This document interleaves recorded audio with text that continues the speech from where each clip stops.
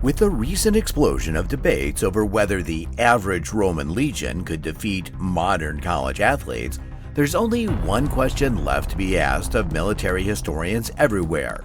Could the full might of the Roman Empire, at its absolute peak, stop 2012 West Virginia slot receiver Tavon Austin?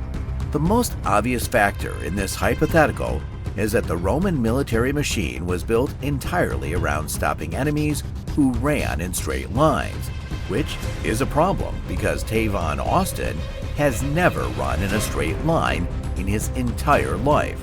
The legendary testudo formation, in which Roman soldiers interlocked their shields into an impenetrable box, would be rendered completely useless as Tavon Austin famously does not run into boxes. He runs around them, behind them, and, in the case of the 2012 Oklahoma Sooners, directly through their souls to the tune of 572 all-purpose yards, a number that, not coincidentally, is roughly the length in miles of Hadrian's Wall, a defensive structure that also could not have stopped Tavon Austin.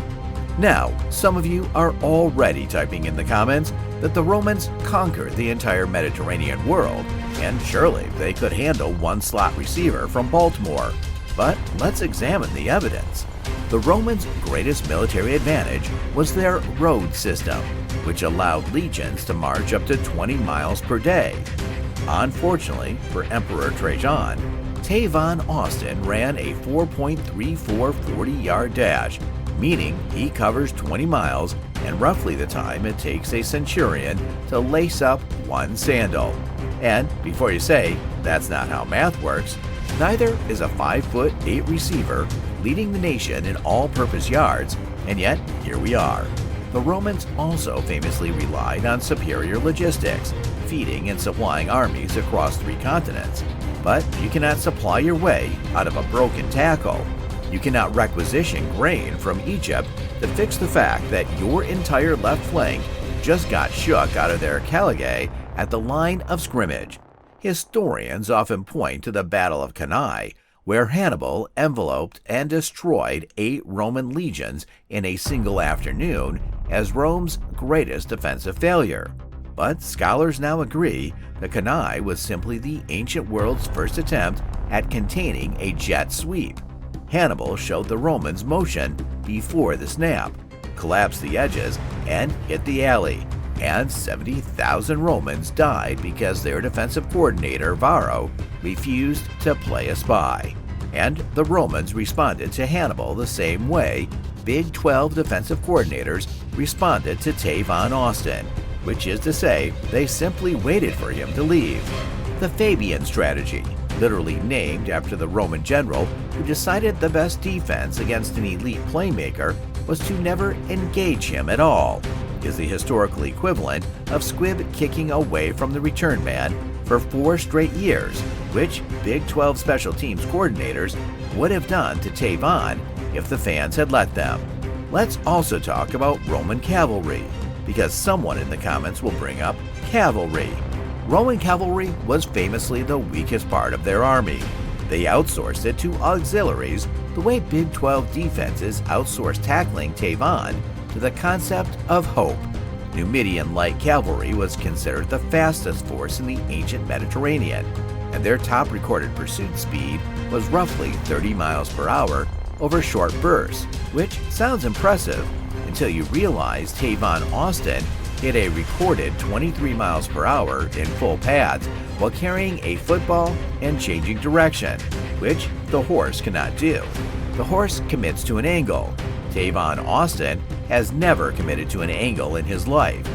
Angles, as codified by the Greeks and inherited by Rome, simply did not account for a man who could reverse field 3 times on a single punt return.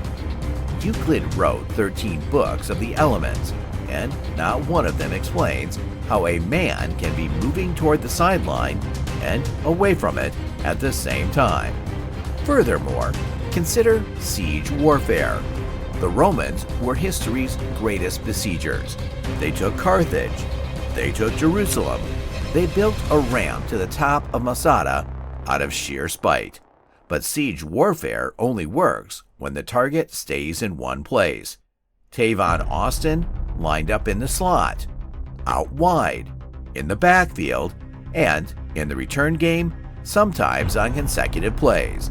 You cannot circumvallate a man who is in pre-snap motion.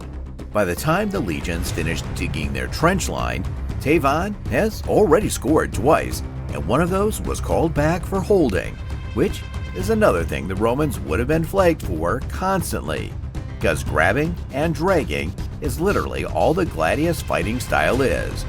A Roman legionary attempting to arm tackle Tavon Austin in space is a 10-yard penalty and an automatic first down in every century. The Praetorian Guard, sworn to protect the emperor at all costs, would have immediately surrendered upon watching the 2012 film, specifically the Oklahoma game, in which West Virginia was so desperate to get Tavon the ball that they lined him up at running back for the first time all season, and he responded with 344 rushing yards on 21 carries against a defense that knew he was getting the ball. This is the equivalent of Rome watching the Visigoths announce the exact date and gate of their attack and still losing the city in an afternoon. The same way Rome desperately promoted generals to emperor during the crisis of the 3rd century, hoping one of them could fix the empire, West Virginia desperately moved Tavon around the formation, hoping to fix an offense, and the difference is that Tavon Austin actually delivered, while Rome went through 26 emperors in 50 years, and most of them got by their own guys, which, coincidentally, is also what happens to a defense chasing Tavon Austin. The safety and the corner take each other out, and Tavon is gone. And if you think the Romans could have at least studied him, consider that the Colosseum could be flooded for mock naval battles called naumache, meaning Rome literally had the technology to change the entire playing surface between events, and it still would not have mattered, because Tavon Austin averaged 9 yards per touch on grass, on turf, in the rain, and in Norman, Oklahoma at night, which is the closest thing college football has to fighting in the arena. The crowd screaming for blood and the emperor giving the thumbs down, except the thumbs down was the Oklahoma secondary's tackling grade. It is also worth noting that the fall of Rome is often attributed to the empire being stretched too thin across multiple fronts, defending the Rhine, the Danube, and the eastern frontier simultaneously, which is exactly what happens to any defense facing Tavon Austin, as he forces you to defend the entire width of the field, the sideline, the screen game, the deep ball, the reverse, and frankly, the concept of pursuit itself. Edward Gibbon wrote 6 volumes on the decline and fall of the Roman Empire, and if he had access to 2012 Big 12 game film, he would have condensed it to one sentence: they simply could not set the edge. And before the classics majors come for me, yes, I am aware the Romans adapted. They adopted the gladius from the Spanish, chainmail from the Gauls, and siege techniques from the Greeks. Rome's superpower was stealing your best stuff and using it against you. But you cannot adopt the tactics of Tavon Austin because there is no tactic. There is only Tavon. You cannot recruit him into the auxilia because West Virginia already tried the NCAA equivalent of that, and the Big 12 filed a formal complaint.